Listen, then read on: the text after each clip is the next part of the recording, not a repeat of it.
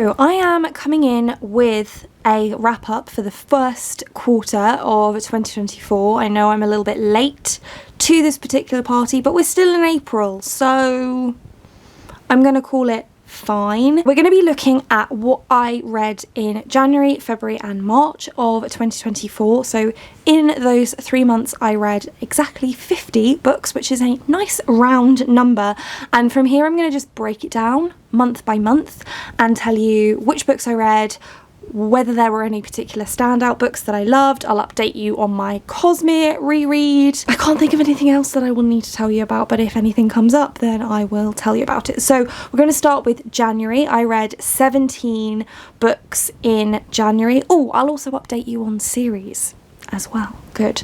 Okay, so my January Cosmere reread was Mistborn First Era. Loved it. Had a great time rereading that. That will be my feeling for all Cosmere rereads, so I don't need to say that every time. But the one for January was Mistborn Era 1.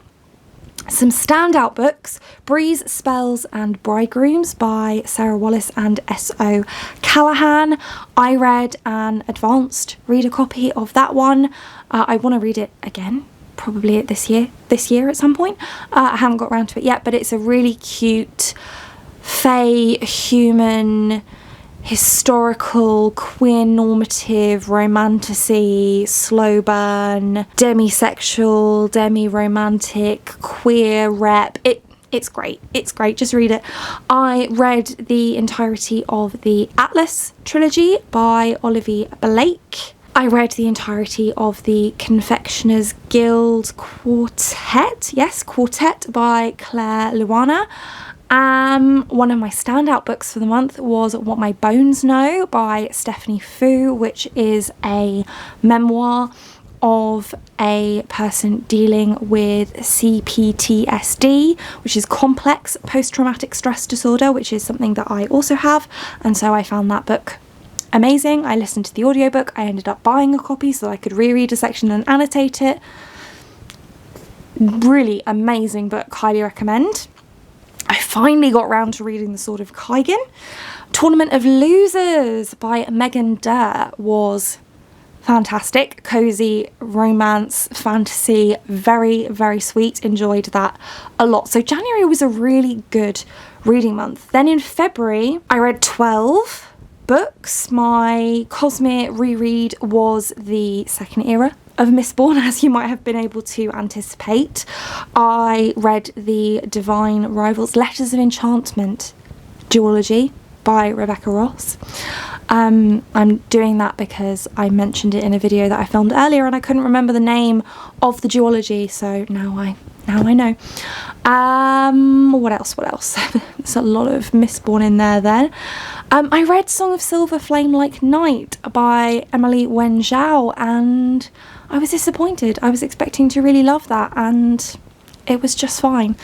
I read the rest of the Vows and Honour duology by Mercedes Lackey so that I could then read By the Sword, which is a Valdemar standalone, and then I was able to go into the Mage Winds trilogy, which is also in Valdemar. I read We Have Always Been Here, a queer Muslim memoir by Samra Habib for a book club, and that was everything that I read in February. At this point, I'm really just telling you everything I read in the month. Not quite, I didn't mention every single book from January, but anyway.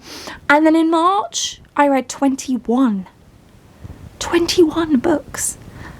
Some of them were short. Some of them were very short. So I finished the Mage Winds trilogy at the beginning of March. So I slightly lied there when I said that I read that in February. I didn't. I read the first two. And then I finished the third one in March. Oh, I read The Love Con by Ceresia Glass, which was a romance contemporary but with like cosplay. It was fun. I tried the Winterlands series by Barbara Hamley, which is a series that I bought while I was in New York. I read the first book and I liked it, and then I read most of the second book. I think I only had an hour of the audiobook left and I DNF'd it. I just lost interest. I read Most Ardently, a Pride and Prejudice remix by Gabe Cole Novoa. This is a Pride and Prejudice retelling where Elizabeth Bennet transitions to become Oliver Bennet, and it's a trans rep, there's gay rep, there's lesbian rep, I think. There's lots of queer rep. It was fantastic. Loved it. Highly recommend. My Cosmere reread was Yumi and the Nightmare Painter. Enjoyed that once again. What else? Ooh, Time to Shine by Rachel Reed was a contemporary adult romance that I read that surprised me. I really enjoyed it. Again, it's queer.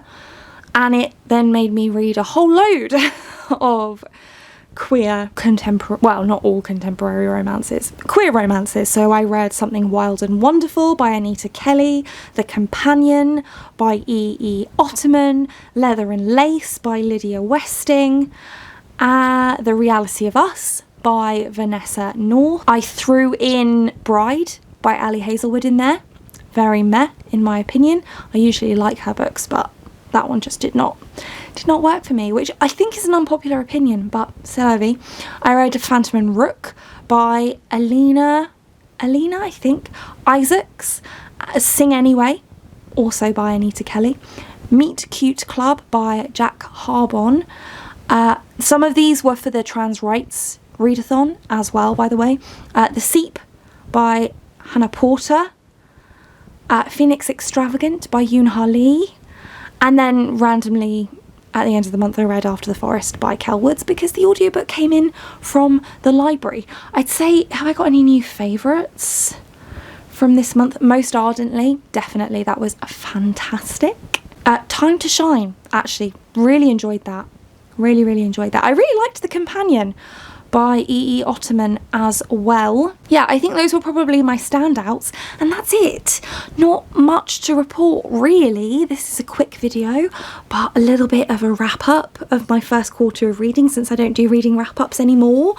If there are any books that you want to know any more about, then drop me a comment, and I will answer any questions that you have, I guess. And that's it for this one. Thank you so much for watching.